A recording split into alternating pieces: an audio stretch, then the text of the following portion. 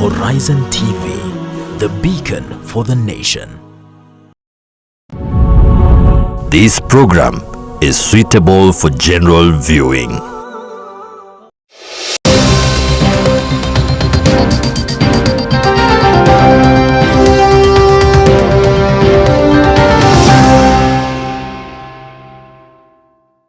Assalamu alaikum wa rahmatullahi wa barakatuh. Thank you so much for staying with us here on Horizon TV. This is the Muslim Inside, the show that brings you your weekly news recap as well as review of the Friday Bulletin. My name is Nadia Osman and my sign language interpreter is Mr. Abdul Wahab. And it's 40 days since fighting broke out in the Gaza Strip, and we're discussing today the Palestinian crisis that has been unfolding. And joining me in the studio is none other than Sheikh Salim Charo, who can be able to share his perspective and probably lead the discussion today. Assalamu alaikum, Sheikh. Wa alaikum salam wa rahmatullahi wa barakatuh. Thank you so much for joining us this morning. Yeah, pleasure. Thank you. And as I just started off, I mentioned that it is 40 days since October the 7th, and things have do not seem to slow down in the Gaza Strip. Sheikh, what we've seen is a humanitarian crisis that has unfolded, and just could you share your perspective on what's been going on? Bismillah, alhamdulillah, wa salatu wassalamu ala ashrafil anbiya wal mursalin wa ba'd. First of all, I think it's one of the most unfortunate incidents that is happening in the recent history.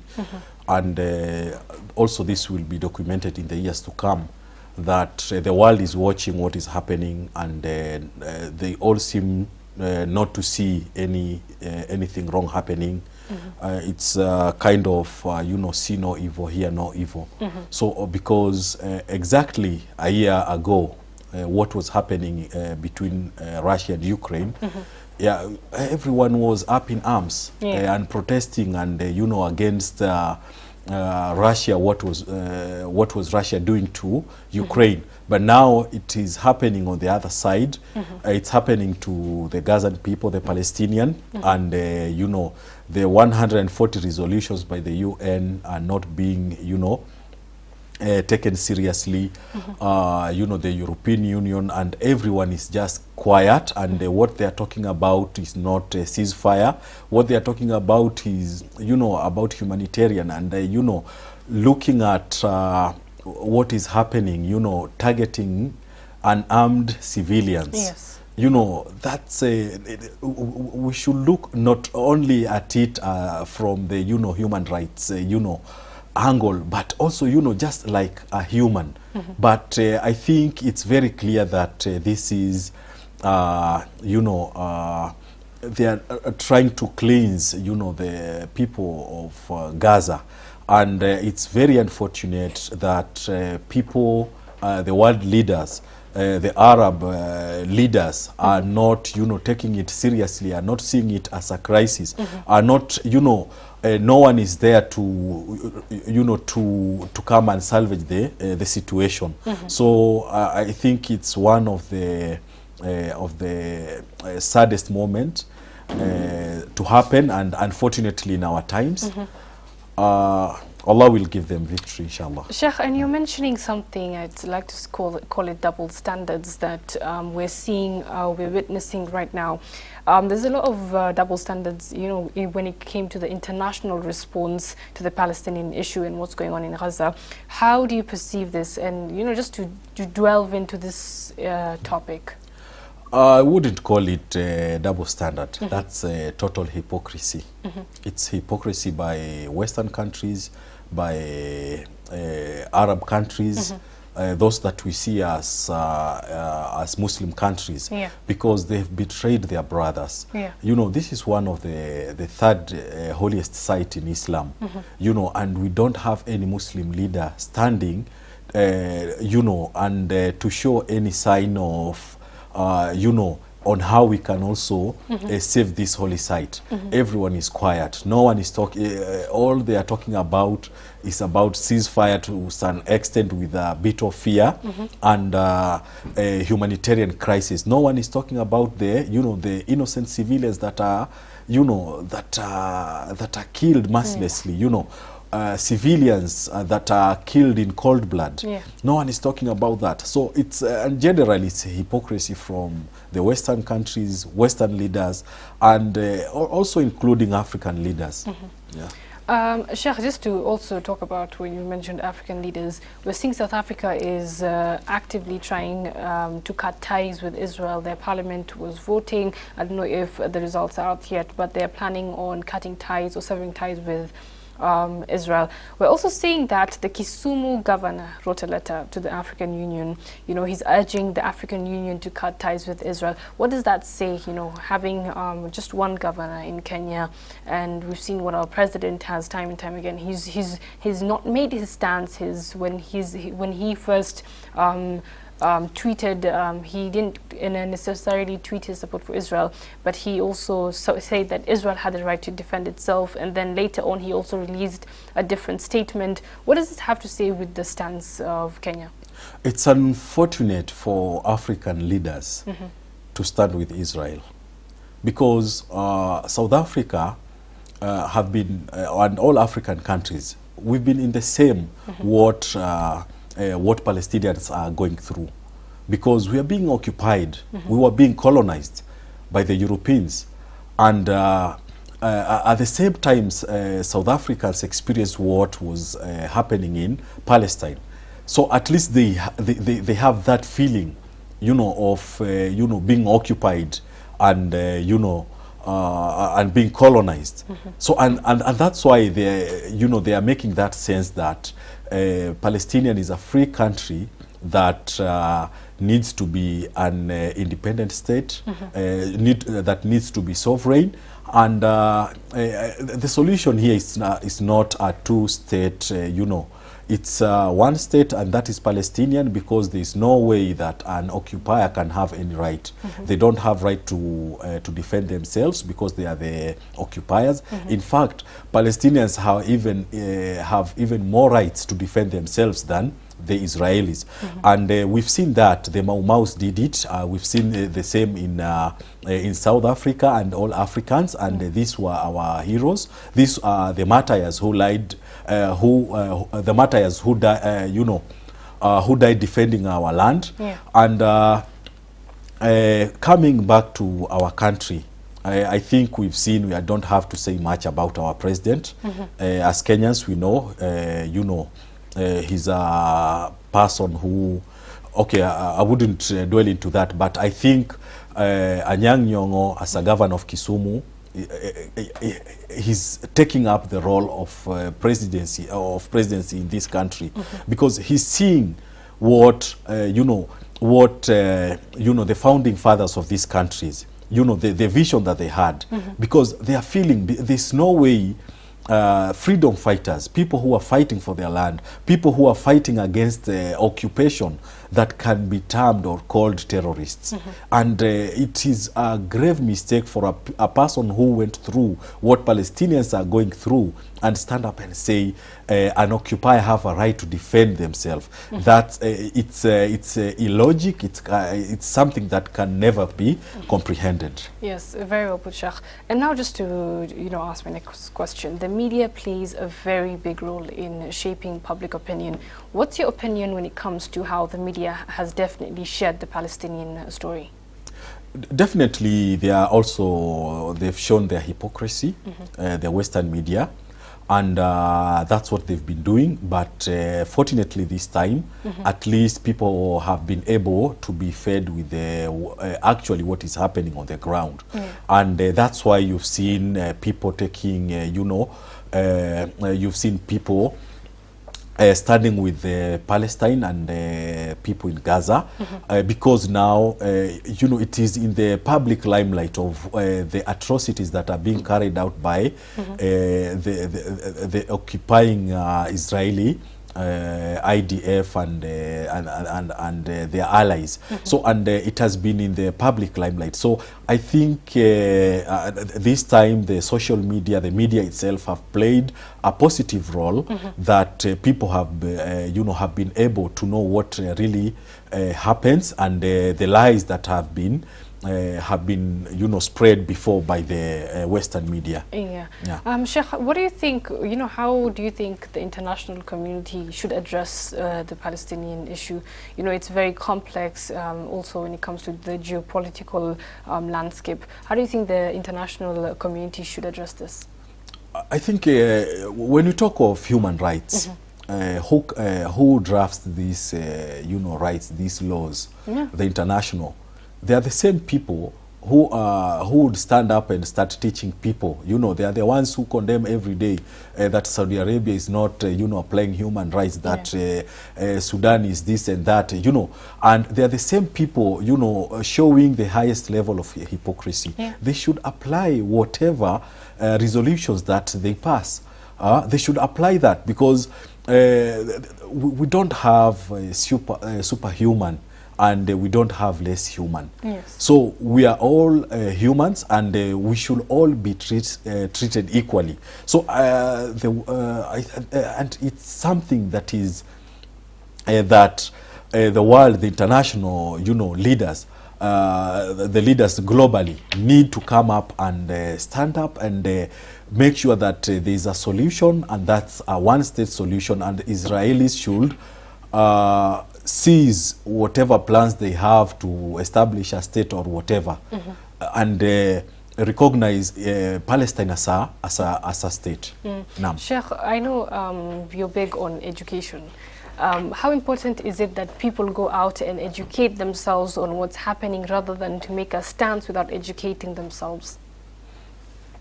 I think the most unfortunate thing here is when people talk without knowledge, because even historically, because people just relied on, initially people rely on media, and some of the media do not share what is required. They have a lot of biasness, and when I talk of media, I mean the Western media, because there is a lot of biasness, and and a lot of lies, and a lot of lies. So it's up to the people to read, to adopt the reading culture. People should know the history, and with that, it will help them, even to have some of the opinions with conviction, with with certainty, because you won't be relying on information that someone is sharing with biasness or lies. Sheikh, when we're talking about educating ourselves, we're in Nairobi, we're in Kenya, we're far from what's, Palestine. How can we also play a role in also trying to minimize the suffering of the people in Palestine? Number one, we need to know what is happening there, and everything is out in public. We have the media, we have the internet, we have books. Unfortunately, nowadays, people are not that good readers. We have libraries where most of this information can be found. And also, we as Kenyans here, how can we support them? Number one, as Muslims, we can make dua for the people in Palestine and Gaza. And it's up to every imam to also have a mention of it during their khutbahs, and also make the dua, the Kunutu Nazila. And also there is a fundraising that is ongoing. There's an initiative by Jamia Mosque. Also, Muslims need to contribute, because all these proceeds, I can assure and I can say with all conviction, and that whatever is raised for the Gazan people is going to reach them. And I personally, I am aware of what is going to happen there. I think, in fact, it's going to assist them in medical terms and so on, because even after the war, people will remain with injuries, and people will also be affected also mentally, and so on and so forth. So some people will need, or those who are injured, they'll need medication, they'll need treatment, and so on. So these are some of the things that I believe that will be helping the people in Gaza. So I think it's it's a good initiative that we need also to contribute and also share with our family and friends and encourage them to contribute. On Fridays also is one of the good days to give out sadaqah, and it's the best day to give sadaqah. So I think when you give your sadaqah on behalf to the people of Palestine and the Gazan people, definitely to reach them, and your reward will, Allah will reward you abundantly. MashaAllah. Sheikh, and just having you here, I want us to talk about how religion has played a very big role.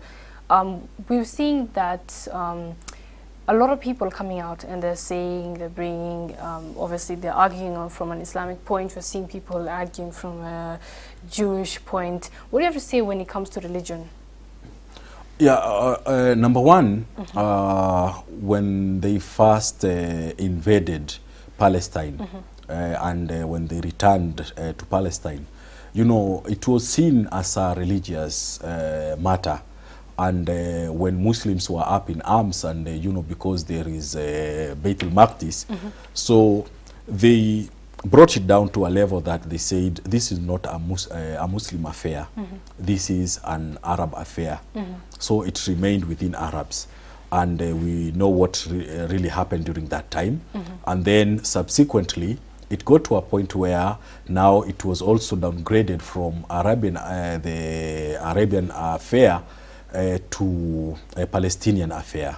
So, so no one else sees the Palestinian issue as something that should concern them, because it's that between Israel and Palestinians. And now we've gotten to a point where it's a Gazan and Israeli affair, or a Hamas IDF affair. So this is what we are being brought down to that level. But initially, it has a significance in Islam because the third holiest shrine in Islam or sacred place in Islam is Al-Quds in Jerusalem, and it plays an important role in Muslims.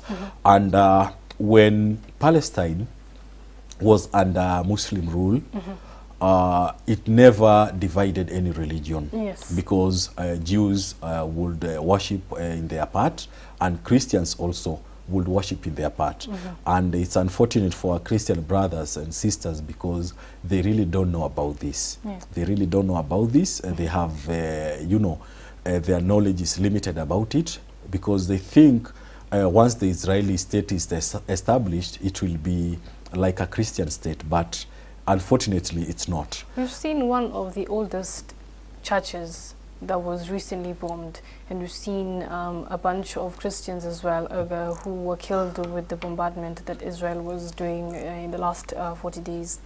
The Zionists don't care about any religion, not Judaism, not Christianity, not Islam. They've bombed a mosque, they bombed a church, and they don't care about any religion.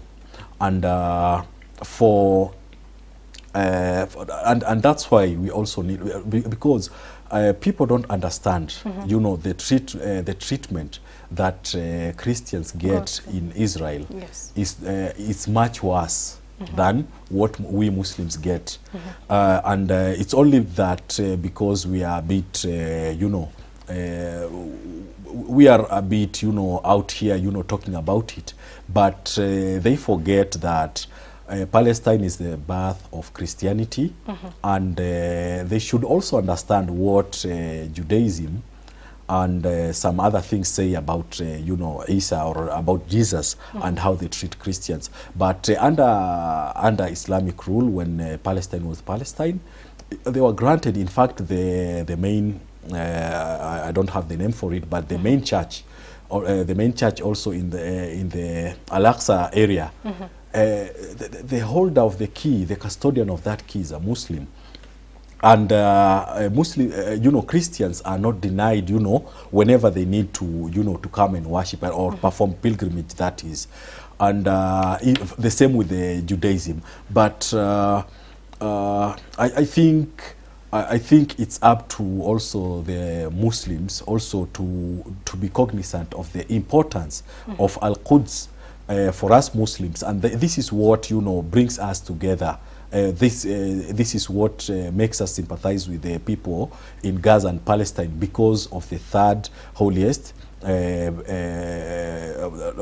land for Muslims. So I think also Muslims need to come together and unite and also pray for Palestine to be back in the hands of Muslims. Yes, Sheikh, and I just googled, and it's the Church of the Holy Sepulchre, which is Christianity's holiest site. That is correct. Having a Muslim family holding the key ever since. Exactly. And Sheikh, when we're trying to finish up, let's talk about dialogue and tolerance. You know, we've talked about the different, and we've also emphasized about how Zionism doesn't tolerate any religion.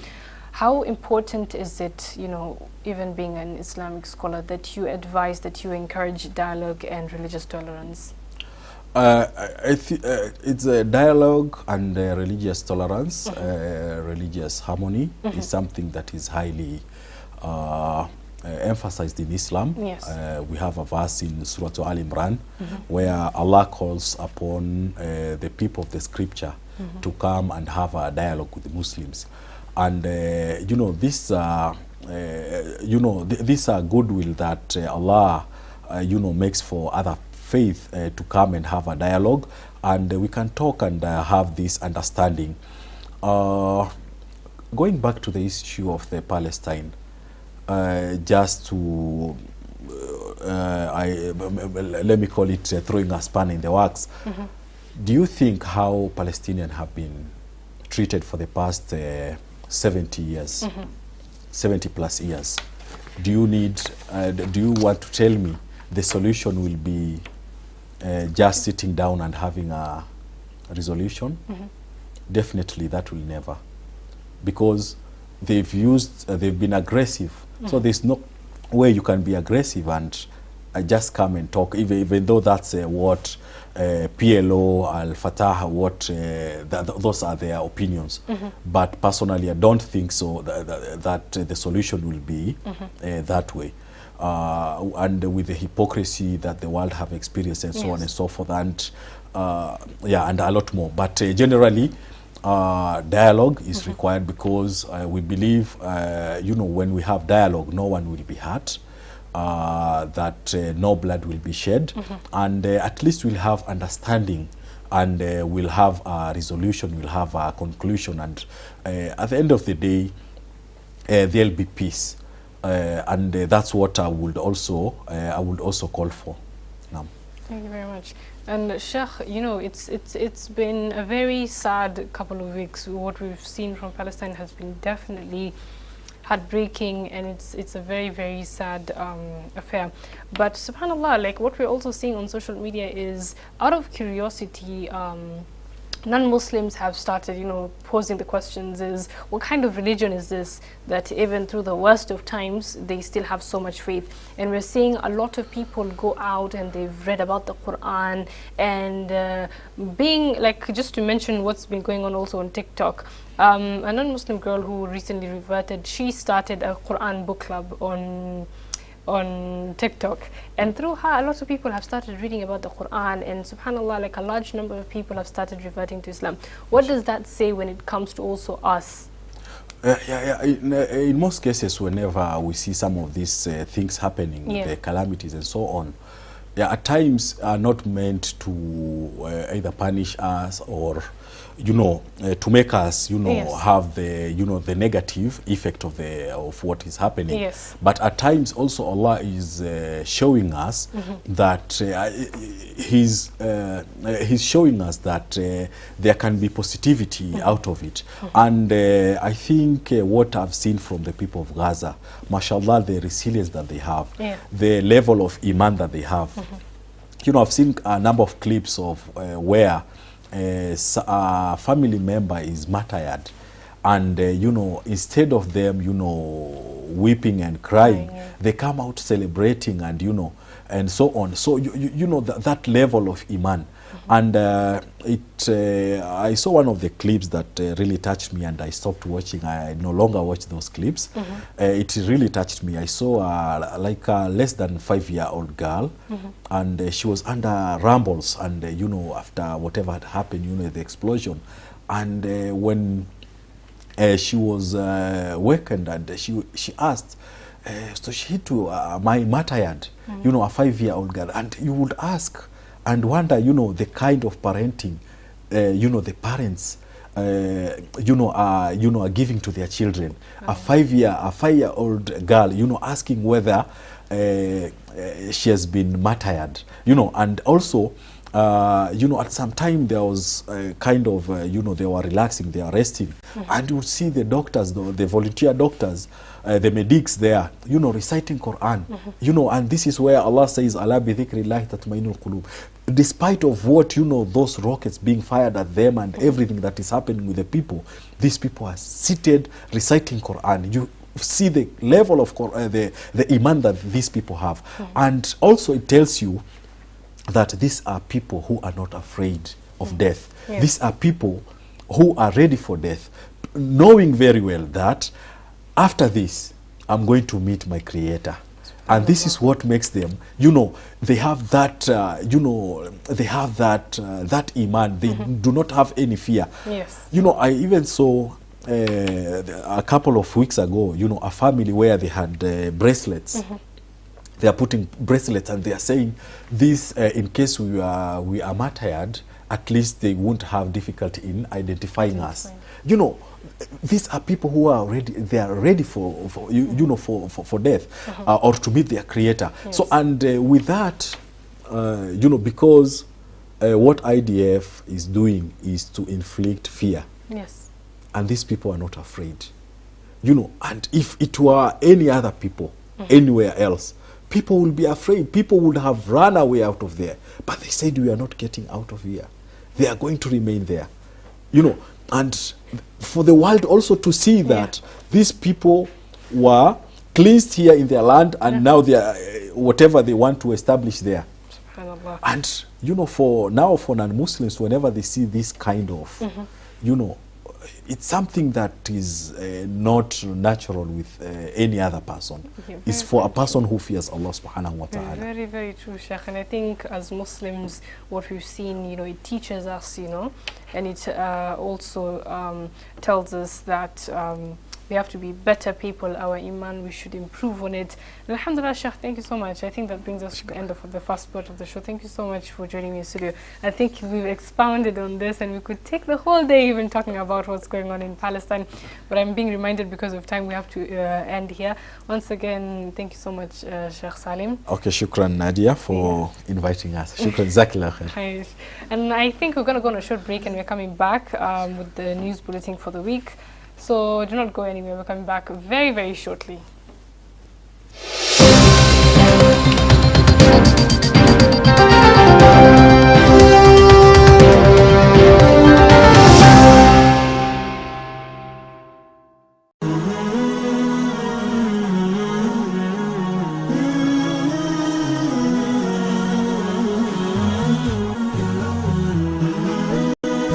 Horizon TV, the beacon for the nation.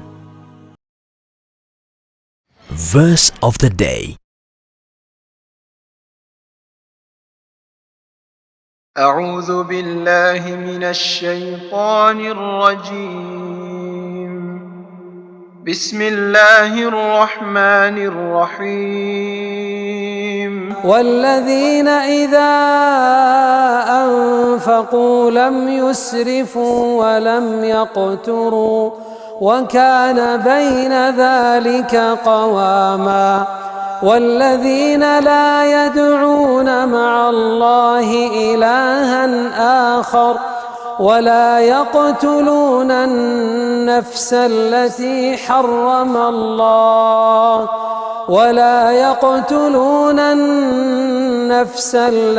حرم الله إلا بالحق ولا يزنون ومن يفعل ذلك يلقى أثاما. Kuna faida gani twapata tukimjua Mtume sallallahu alaihi wasallam, nabii mwenye ushawishi mkubwa duniani? Tukizikwa tukitiwa kaburini, tutaulizwa haya maswali matatu: man rabbuk, ma dinuk, man nabiyuk. Sheikh Jamaluddin anakupa simulizi. Huwezi kumpenda mtu usiyemjua na kutambua sunna zake, lakini ukimjua na ukimtambua Mtume Muhammad sallallahu alaihi wasallam, mapenzi yako yatazidi. Ufahamu Rasulullah, familia na maswahaba wake. Tazama sira ya Mtume kila Jumatatu saa 1 jioni kwenye Horizon TV.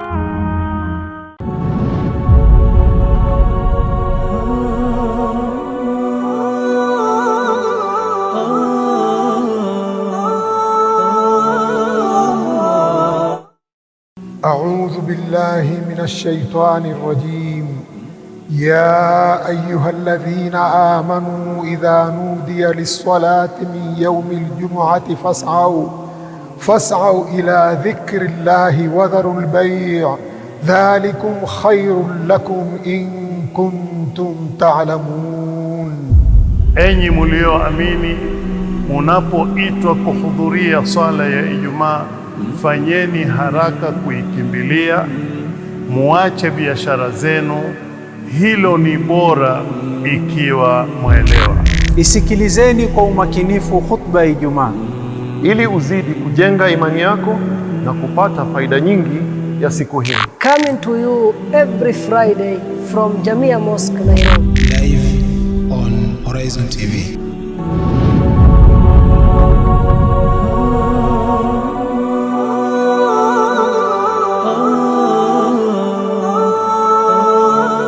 قال تعالى في محكم تنزيله بعد أعوذ بالله من الشيطان الرجيم. Ninasaha kutoka pwani. هذا الدين قال الله قال الرسول قال الصحابة هم أولو العرفان. انتهى. Ili kuongoza kwenye njia iliyonyoka. Sikizeni hadithi hii ya Mtume alayhi salatu wasalam. Hakuna atakayeweza kumfungia mtu mlango ambaye Mwenyezi Mungu aliyemfungulia. Kuimarisha imani yako. Thabbit qulubana ala dinik wa ala ta'atik. Ungana na mashekh wetu kutoka pwani kwenye mimbar. Mimbar zinamwakilisha Mtume sallallahu alayhi wasallam. Ni Jumamosi na wakati saa 3 usiku katika Horizon TV, runinga uipendayo. Katika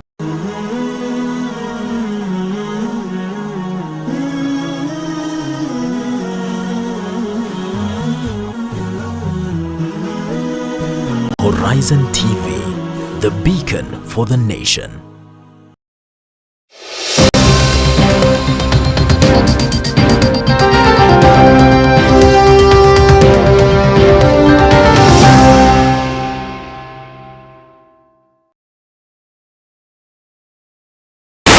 So much for staying with us here on Horizon TV. Now we're back with the news for the week, but first, before we give you this first story, let's give you the headlines.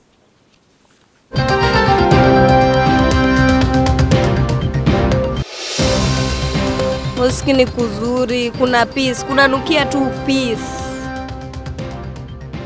Jamia Open Day. Jamia Mosque Nairobi opens its doors for the second time this year to promote a better understanding of Islam.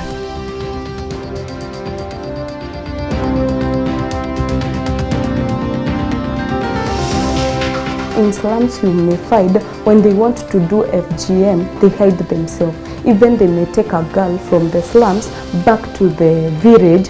Gender-based violence. On this week's feature, we focus on the surge in gender-based violence cases within the slum areas.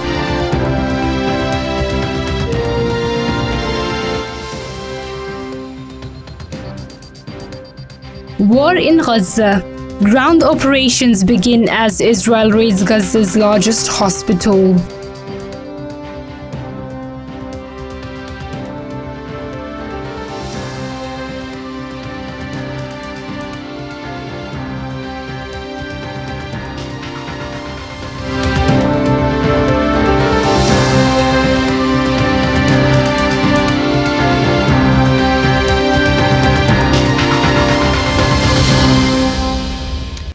Now, on our first story, Jamia Mosque Nairobi hosted the 6th Open Day on Saturday, the first time that the mosque has held the Open Day twice in a year.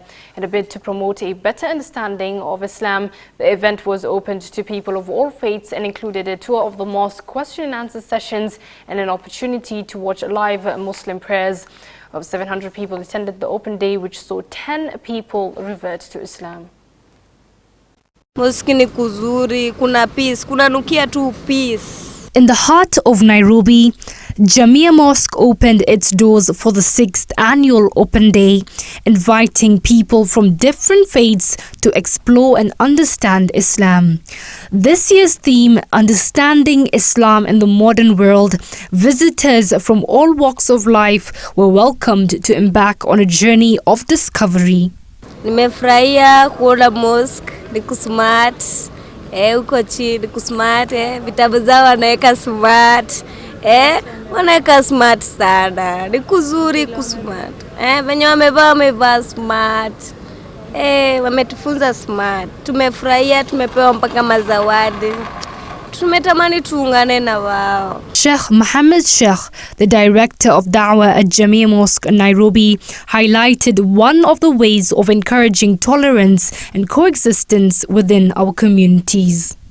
It is important for us to create this opportunity to welcome them so that we can understand one another better, so that we can, once we understand one another better, then we will be able to tolerate each other and also to coexist in a better way. One of the main reasons for the Open Day was to demystify any misconceptions about Islam. Speaking to Horizon TV, some of the guests for today's Open Day spoke about some of the misconceptions out there about Islam and how education plays a big role in clearing them. In churches, the way you see like a statue or a picture of Jesus, like there's nothing there. I've also learned about like how you guys are separated during prayers, like there's a men's section and the women's section. The question and answer session provided an opportunity for visitors to ask their burning questions about Islam. The exchange of ideas fostered a better understanding of the religion. It is very important to give people an opportunity to learn. Knowledge, information is power. So when they come, most of them, they say they have been willing to enter a mosque, but they never got that opportunity. They have been willing to see how Muslims perform their acts of worship, but they never got that opportunity. That is why it is important to have such days whereby we officially invite people to our places of worship and we share the information that we have. Na nimefurahia nikuja hapa mosque. Mosque yenu ni mzuri na nimeona vitu zenye zinanifurahisha na nimeona maneno mzuri hapa kwa mosque na nimekuja tukae na nyinyi pamoja. One of the guests who reverted to Islam today, Hassan Mwangi, said after many conversations with his friend, he realized his beliefs were in line with the Islamic teachings, prompting him to make the decision to revert to Islam, changing his name from John Mwangi to Hassan Mwangi. Nilikuwa naitwa John Mwangi lakini sasa nimebadilisha ni Hassan. Vile tumeongea nikakuta vile naamini na vile ananiambia mambo ya Islamic inalingana. Kwa sababu mimi naelewa Mungu ni mmoja tu. Nilikuwa naitwa Abigail. Sasa nimeslim nimeitwa Aisha. Na niko na reason kama 3 hivi za kuwa Muislamu na respect sana venye Waislamu wanavaa, especially wanawake wanajicover their bodies na watu wote wanaheshimu sana mosque. The rhythmic echoes of the live Islamic prayers resonated through the mosque, offering the guests a unique glimpse into the spiritual practices that shape the lives of its followers. اللغة العربية أنا أحب معالم هناك شكرا لك. Very beautiful Arabic there. Now, in a bold and environmentally conscious move, President William Ruto declared a national tree planting holiday on Monday, emphasizing the pivotal role of trees in addressing critical issues like food production and eradicating hunger. The president asserted that trees not only contribute to rainfall, but also play a vital role in the environmental conservation. The Helping Hand initiative joined the rest of the country in planting trees in various parts of the country. As Kenyans joined in this initiative, the Helping Hand for Relief and Development Africa joined the rest of the country to plant over 800 seedlings across different parts of the country, including Nairobi, Tana River, Kilifi and Lodwar counties. The exercise was led by Helping Hand Africa Regional Director Brother Musa Ibrahim, together with the Senior Program Officer Yusuf Ibrahim. In Kiambu County, the exercise was carried out at the Kijabe Forest in partnership with the Kijabe Forest Trust.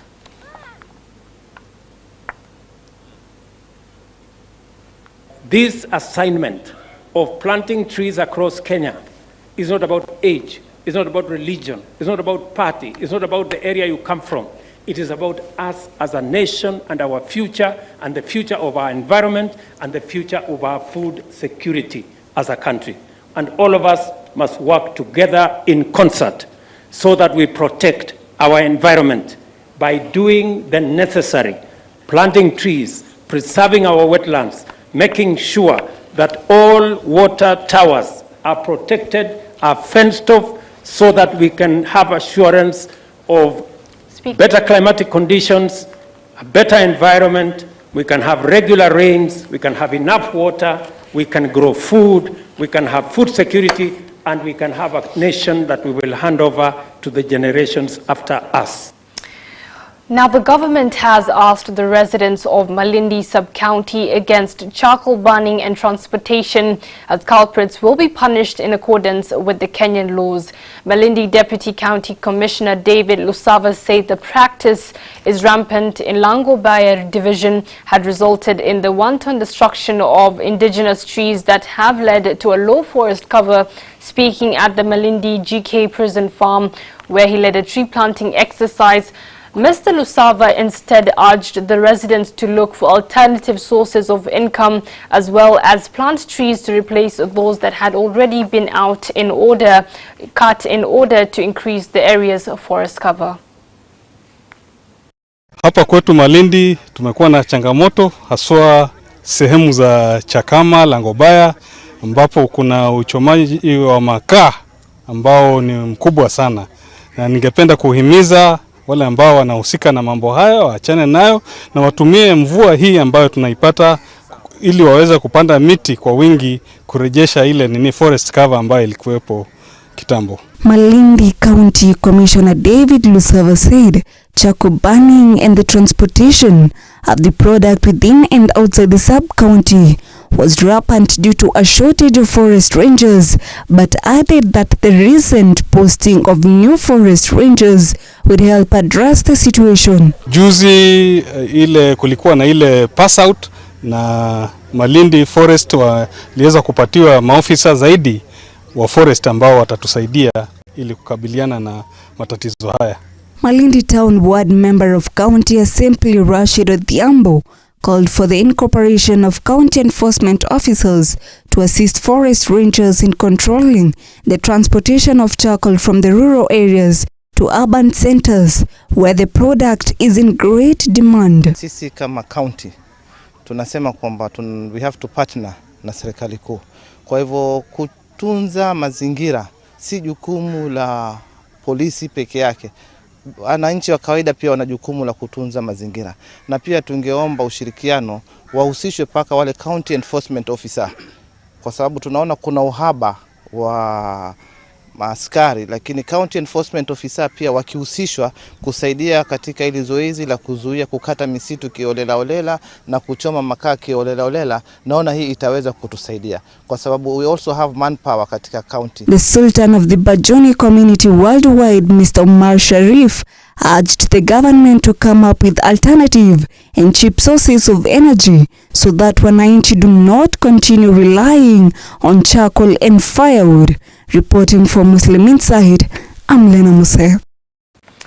Thank you for that report, Lena. Now, in a story one of its kind, the Aga Khan University held its recent groundbreaking conference in Nairobi that focused on healing the brain, bridging the gap in low and middle income countries. Mental health specialists and neuroscience experts united to tackle critical challenges in low and middle income countries, emphasizing the urgent need for collective action against mental health disorders, labeling it a hidden pandemic. Aga Khan University, in collaboration with other stakeholders, this week held a mental health specialist and neuroscience experts in Nairobi. This crucial conference aimed at addressing the pressing challenges and devising innovation solutions to promote brain health in low and middle income countries, running under the theme Healing the Brain. The president of Kenya, the former president, I think, was absolutely correct in classifying mental health as a national crisis. It is a national crisis, not only in Kenya but many countries around the world. We live in times of change, we live in times of uncertainty, we live in times of economic turmoil. All of this conflicts, all of this is adding to the mental health. Dr. Sulaiman Shabahaddin, president of Aga Khan University, while talking to Muslim Insight, highlighted the alarming disparity in mental health funding, noting that globally, mental health receives a mere 2% of health funding, dropping to a stark 1% in lower income countries. I don't think that we have recovered from a mental health standpoint.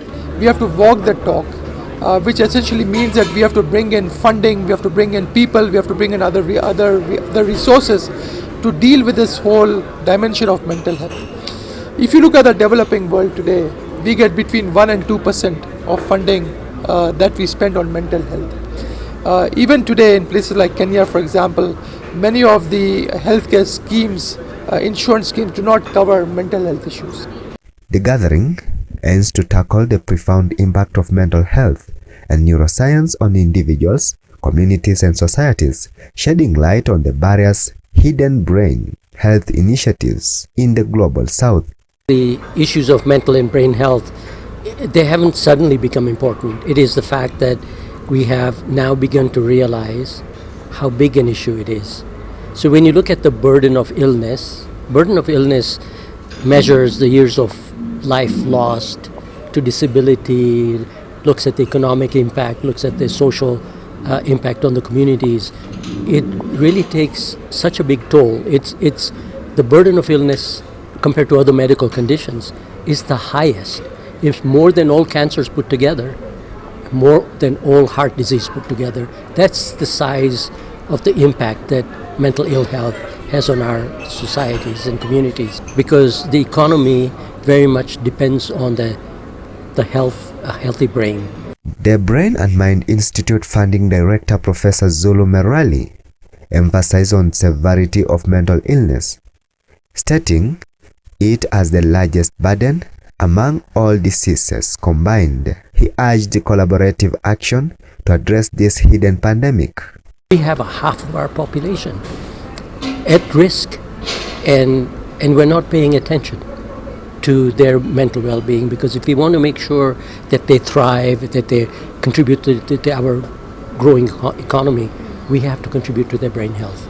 The conference is aiming to stimulate collaborative efforts among communities, governments, practitioners and stakeholders to implement impactful strategies tailored to those regions' needs.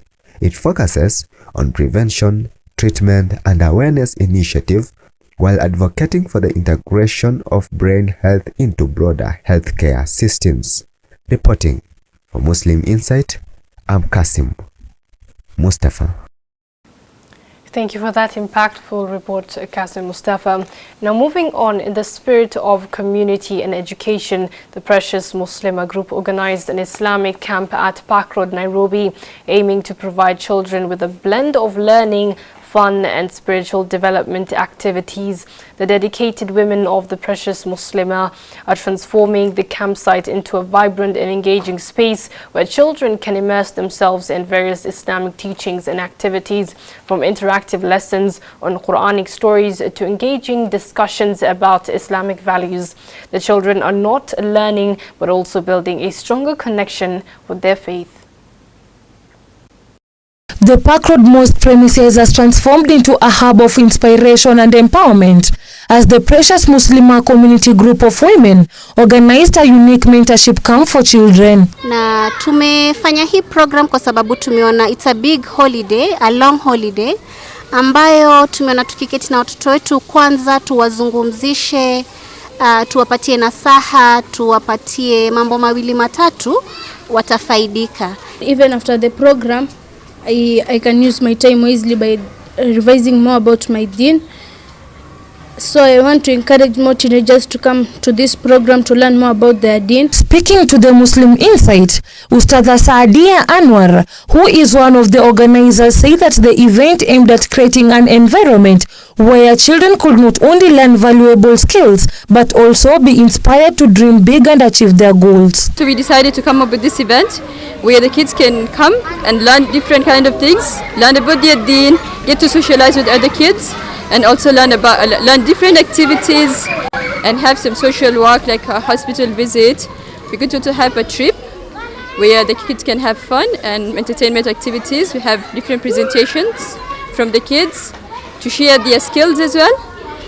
And alhamdulillah, we are very grateful for the turnout. It has been very good. The kids have really enjoyed the event. The mentorship camp featured a diverse range of activities, including workshops on leadership, creativity, and teamwork. The goal was to equip the children with essential life skills while fostering a sense of community. And what I've benefited from this program, I've learned how to be a better person and how to have good character. Imetubidi tuweke hii program kwa sababu kusitokee mambo ya anasa, mambo ya uchafu, mambo ya yani kulingana na mambo ya mtaani vile. So tukapendelea watoto wapate ilmu kidogo, wazidi kuelimika. The children enthusiastically participated in various projects and presentations, showcasing their newfound skills and talents. I'm advising my fellow teenagers in the society to join such programs and learn more things instead of staying at home and doing nothing. We are hoping to plan more events in the future, inshallah. And we need support from the community to come together and assist in holding such events. And the urge to the Ummah is that let's organize such events in different kind of places so that each community can benefit. The success of the mentorship camp was a result of the dedicated efforts of the women who volunteered their time and expertise. The commitment to the community has left a lasting impact on both the children and their families. One of the many things I've learned from this program is that social media has its benefits and its disadvantages. One of its benefits is that you can learn more about your deen, and one of its disadvantage, you can get cyberbullying, fraud, and just many things. Reporting for Muslim Insight, my name is Mariam Musa.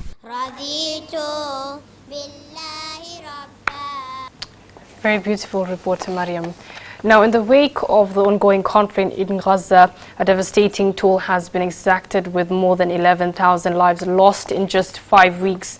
The region is grappling with an escalating humanitarian crisis, prompting urgent calls for support. 40 days after the start of the war in Gaza, more than 11,300 people, more than 4,000 have died being children have died in with the United Nations Secretary General Antonio Guterres calling the Gaza Strip a graveyard for children.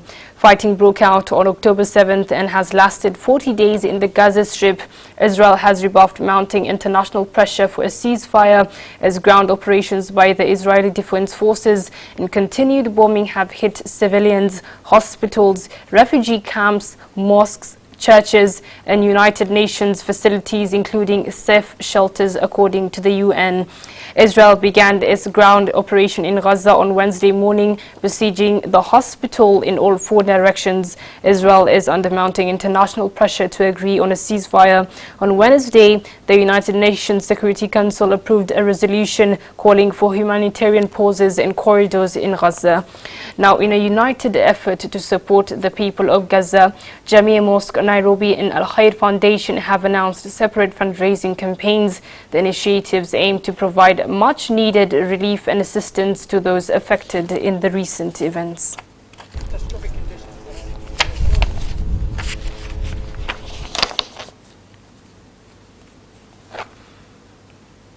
Now, in the sprawling slums of Kibra, Madare and Huruma, an unfortunate reality persists, one that thrives in silence but demands our attention.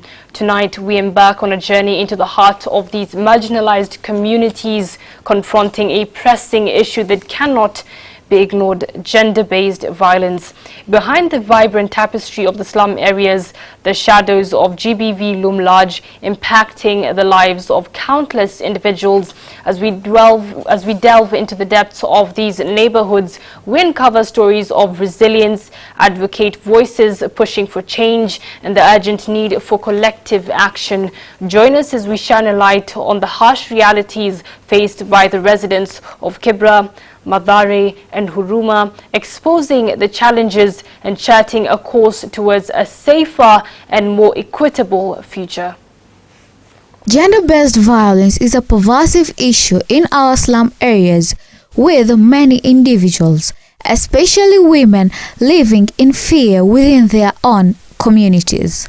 In Huruma and Madare slums, we had the privilege of speaking with gender-based violence champions who are at the forefront of the battle against the social scourge.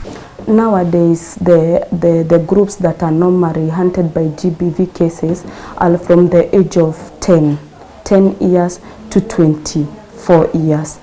Most of those people are not sensitized about GBV cases, which normally happens almost in every hour. GBV happens to them, and at a time, if because of lack of sensitization, they don't know GBV is happening to them. Perry Swangari Murugi, a passionate gender-based violence champion, is shedding light on the harsh realities faced by residents in Huruma, emphasizing the urgency of addressing gender-based violence head-on and creating safe spaces for survivors. And at a time, you may find whatever happens through culture normally affects gender-based violence.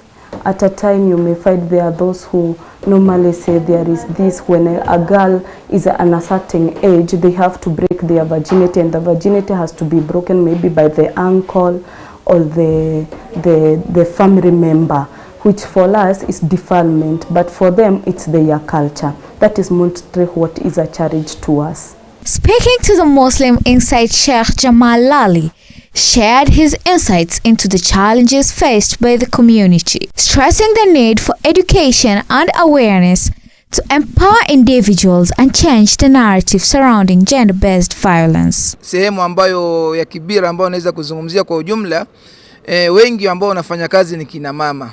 Na kina baba kazi yao ni kukaa maskani, kula muguka. Wengi, sio wote, lakini wengi wako katika hali kama hiyo. So utaona mama amechoka, amekuja kutoka kazini, akikuja baba naye anaingia, anataka chakula hijapikwa, anakuwa ni mwenye hasira, na ukiangalia hajaacha kitu chochote. Sasa yule mama anaona wewe hujaacha kitu na unataka chakula, hakuna chakula, wanaanza kujibizana. It is not only crucial to recognize the interconnected factors at play while only addressing the symptoms, but also tackle the root causes of gender-based violence in these slum areas. Hiyo ndio ile physical ambao wanapigana kabisa, na nimeshuhudia na tumejaribu kusolve hiyo matatizo. Na matatizo ya kusolve hiyo ni kuwa wale baba ni lazima waajibike, lakini kama kina baba wataendelea na tabia ya kukaa maskani bila kufanya kazi, wakitegemea wake zao ndio wafanye kazi, hii kitu itaendelea milele na milele. Kwa hivyo la kufanya suluhisho ni kina baba waajibike, watafute kazi na warudi kwa Mwenyezi Mungu. Every ward should have a gender-based desk, And if there is an extent of gender desk, it should go to the police station. And in that gender desk of police station, it should not involve only policemen or police officers. It should also involve the readers in the community.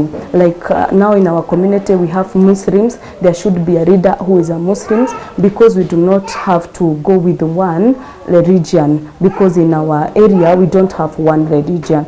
If is a Hindu, there should be a Hindu in that gender desk, and also there should be someone who is a reader of the three word, who should be following up on those cases and whether the survivor has gotten the justice. Reporting for Muslim Insight, I am Fathia Hassan. Thank you so much for that report, Fathia. A very beautiful, impactful story. Now that story brings us to the end of today's show. Thank you so much for staying with us here on Horizon TV. Until next Friday, ma'as salam.